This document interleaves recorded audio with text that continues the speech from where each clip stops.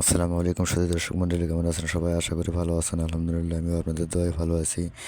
তো দেখেন, এই রাসেল সাপ্লাই নামে এক এক সাপ্লাইয়ে কাজ করছিলাম। 15 দিন পর পর বেতন দেওয়ার কথা, সে জায়গায় 1 মাস 5 দিন হয়ে গেছে, কোনো প্রকার বেতন দেয়নি। বেতন নিয়ে ঝামেলা চলতেছে, মানুষজনের কি আহাজারি, খাওয়া নাই দাওয়া নাই।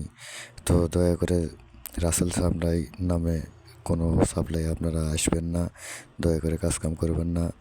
দেখেন কি অবস্থা, খাওয়া নেই দাওয়া নেই, লোকজনের কত কষ্ট। এখন বলতেছে তোমরা এমনিতেই চলে যাও, বেতন দিতে পারবো না, তোমরা চলে যাও। এই নিয়ে ঝামেলা চলতেছে।